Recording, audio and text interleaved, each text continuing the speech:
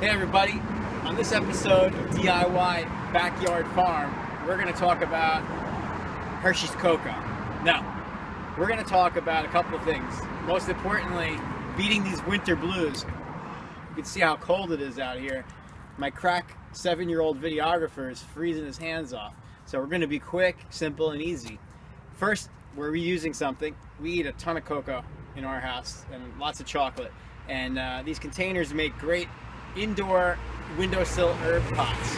So, real quick, you punch some holes right in the back of your Hershey's Cocoa container or whatever you have. You want to have some drainage.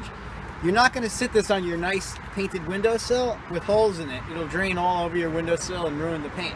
You always have to have a dish or something underneath it to keep the wetness from ruining your wood windowsills. So it might look good on TV or in a magazine, but in real life, you got to protect your house. Really quick and super easy. Get some potting mix. I'm using Organic Choice Miracle-Gro.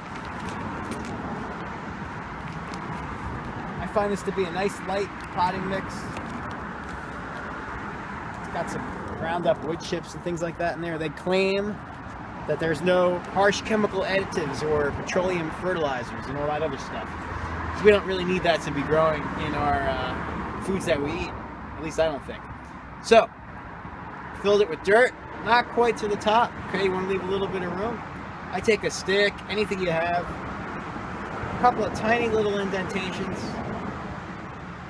And you don't want to overplant, but you also want to make sure you allow for maybe some seeds that don't germinate. Today we're going to do cilantro because we love Mexican food. We love having fresh cilantro to pluck off and drop into a fish taco or maybe pulse into some salsa when we're making it. We're going to put one seed into each indentation. Can you come over here and just show them the top of the dirt? Thanks, buddy. We're going to drop each seed into one of these indentations, and if we have too many plants come up and they look like they're crowded, we will thin them out, which just basically means you get rid of a couple of the weaker looking ones, and you just want to cover them up with a little bit of dirt. I'll take some from the bag and sprinkle it on top. And when the dirt's very dry like this, when you add water, it actually compacts down pretty quick. So you can, it looks like I'm putting more than I need, but it'll actually be okay. There's going to only be about 1/4 to 1/2 inch of soil on top of these seeds. And that's it. We're going to put some water on it when we get in the house. Not a lot, but you want to soak the water and then keep the seeds wet. And you can back up now, bud. You can keep the seeds wet so that the seeds germinate.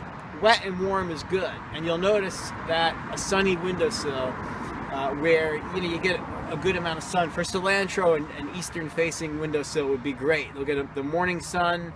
I would say you want to at least get 6 hours of sun. 4 might cut it. Cilantro does okay in part sun, but window sun is not the same as being outside in the spring and summer, so keep that in mind. And keep it watered, but not too wet. Once the green plants start coming up, just keep it moist and use your best judgment as to how the plants are doing. They're going to grow rather slow in the winter, but eventually you should have enough for your basic recipes. Now it's getting cold, so we'll leave you to your gardening. Happy gardening. Great addition to your recipes. Take care.